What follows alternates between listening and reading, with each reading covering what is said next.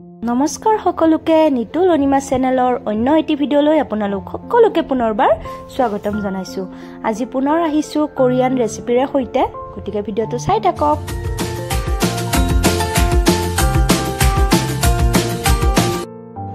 প্ৰথমতে মই দুটা আলু লৈছো বাকলি এৰুৱাই আৰু সৰু সৰুকৈ কাটি লৈছো আৰু এয়া মই দিম খিজিবলৈ, গতিকে এইখিনি খিজি থাকক। আপোনালোকক লৈ যাও মোৰ মানে আমাৰ টেংকিৰ ওপৰত থকা পাইখানাৰ টেংকিৰ ওপৰত থকা বাগানখনলৈ। এইখন আমাৰ হৈছে মিনি বাগান আৰু এয়া আমাৰ মিনি বাগানত ৰুইছো বহুতো কিবা কিবি, ঠাই অকমান কিন্তু ৰুইছো বহুত কিবা কিবি। এয়া বেঙেনা, জলকীয়া আৰু এয়া হৈছে বিন, অলপ চলপ হৈছেও কিবা কিবি, আৰু এয়া শাকো ছটিয়াইছিলো। এয়া দেখিছেনে বিন, কিবা এটা ভালেই লাগে মানে নিজে ৰোৱা গছত ফল ধৰিলে এবিধেই হওক মানে এটাই হওক বা দুটাই হওক চায়েই কিবা এটা ভাল লাগি যায়। এয়া হৈছে আমাৰ জলকীয়া পুলি, এয়া পদিনাও ৰুইছো, হৈছে আটাইখিনিয়ে ধুনীয়াকৈ। আৰু এতিয়া যিহেতু বৰষুণ বতৰ চলি আছে আৰু এইফালে দেখিছেনে ড্ৰেগন ফ্ৰুট, এয়া ফ্লিপকাৰ্টৰ পৰা অৰ্ডাৰ দি আনিছিলো আৰু ৰুইছো আৰু ইয়াৰ পৰা পখাও ওলাইছে। এয়া হৈছে আমাৰ কাঠাণ্ডা ফুলজুপি, এয়া অকণমান ঠাইতে বহুত কিবা কিবি ৰুই দিছো আৰু এয়া বৰষুণৰ পানী পৰিছে। এইবোৰ চাই কিবা এটা মানে মনটো ভাল লাগি যায়।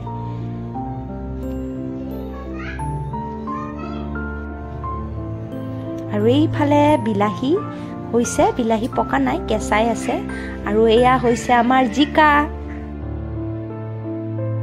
এয়া জিকাৰ কলি ওলাইছে আৰু এইবোৰ যেতিয়া ডাঙৰ হ'ব তেতিয়াও মই কেপচাৰ কৰি দেখুৱাম বাৰু আপোনালোকক, কিয়নো নিজৰ মানে হাতেৰে পুতা এইবোৰ চাইও ভাল লাগে, শ্বেয়াৰ কৰিও ভাল লাগে। এয়া জিকা আৰু কিবা কিবি বহুত ৰুইছো, এয়া ভেন্দি, এয়া জলকীয়া আৰু এয়া আমাৰ মানে আনাৰসৰ গছো দিছো, তাতেই ফুলো পুতিছো, শাকো দিছো, সকলোখিনিয়ে একেলগে ফল ধৰিব আৰু কলি ওলাইছে। আৰু এই দুইবিধ মানে এই দুডাল গছ যি আছে এয়া হৈছে কিবা ফুলৰ পুলি, নামটো হ'লে নাজানো।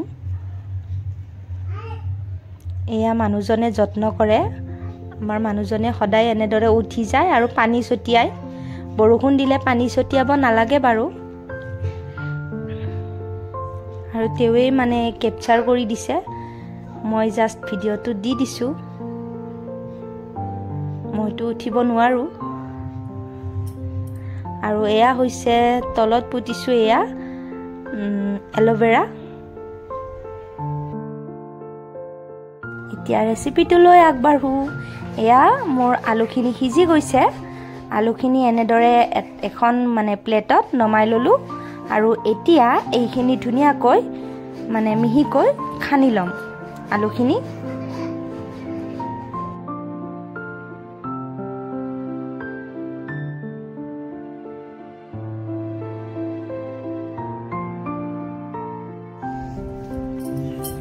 আলু পিটিকা কৰা তেনেধৰণৰ সঁজুলি নাই, গতিকে এয়া মই আমাৰ দালি কুটা ঘুটনিডালৰে এনেদৰে ভাঙি দিছোঁ আৰু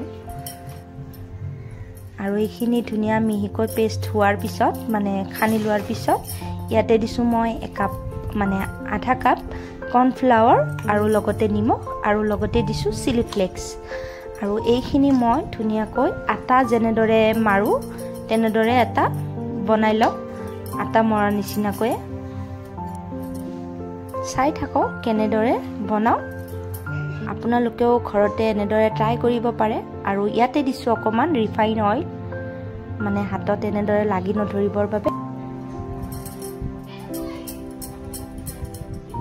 যাতে বইল কৰিব দিলে ভাঙি নাযায়। এনেদৰে ধুনীয়াকৈ এটা শ্বেপ দিবৰ কাৰণে এনেদৰে বটলৰ ঢাকনিৰে এটা আকৃতি বনাই দিছোঁ মাছৰুম টাইপত। এনেদৰে বনাই লৈছোঁ। আপোনালোকেও ঘৰতে এনেদৰে বনাই ল'ব। মই এনেদৰে বনাওঁতে 1 প্লেট হ'ল আৰু এতিয়া এইখিনি মই দিম গৰম পানীত বইল হ'বলৈ অকণমান সময়। এয়া গৰম পানীখিনিতো মই অকণমান অইল দিছোঁ, ৰিফাইন অইল, যাতে লাগি নধৰে বা ভাঙি নাযায়। তথাপিও বাৰু মোৰ ৰেচিপিটো সম্পূৰ্ণ নহ'লেই, কিয়নো মোৰ ৰেচিপিটো নিজা ৰেচিপি নহয়, যিহেতু মই জাষ্ট মানে ট্ৰেণ্ডিং ভিডিঅ' এটাৰ পৰাহে মানে ৰেচিপিটো ট্ৰাই কৰিছোঁ। ইমান ভাল নহ'ল, তথাপিও আপোনালোকৰ লগত শ্বেয়াৰ কৰিছোঁ। আপোনালোকেও ট্ৰাই কৰিব পাৰে এনেদৰে বনাবলৈ। এয়া মোৰ পটেটো মাছৰুমখিনি সিজি গৈছে। এতিয়া মই এটা পাত্ৰত নমাই ল'ম ধুনীয়াকৈ। বেছিকৈয়ে সিজি গ'ল। অলপ কৰ্ণফ্লাৱাৰ কম হ'ল যেন লাগিছে মোৰ। অলপ বেছিকৈ মানে সৰহকৈ দিব লাগিছিলে, 1 কাপ মানেই দিব লাগিছিলে। আলুটো অলপ বেছি হৈ গ'ল। আপোনালোকে বনালে আলু আৰু কৰ্ণফ্লাৱাৰ সমান পৰিমাণৰ দিব। আৰু এয়া এতিয়া মই এনেদৰে বনাম। ইয়াতে দিলোঁ মই, কেৰাহীটোত দিলোঁ মই অকণমান ৰিফাইন অইল আৰু এয়া পিঁয়াজৰ কলি কেইটামান এনেদৰে ধুনীয়াকৈ মানে লৈছিলোঁ কাটি। আৰু এতিয়া এইখিনিত অলপমান নিমখ দি পিঁয়াজখিনি আগতে অলপ ভাজি ল'ম। আৰু ইয়াতে দিম মই চয়া চচ, লগতে মানে টমেটো চচ আৰু চিলি চচ, আৰু লগতে পটেটো মাছৰুমখিনিও দি দিম। আৰু লগতে দিম জিৰা গুড়ি, ধনিয়া গুড়ি আৰু ৰেড চিলিও দিম। ৰেড চিলি দিয়াটো কেপচাৰ কৰা নহ'ল বাৰু।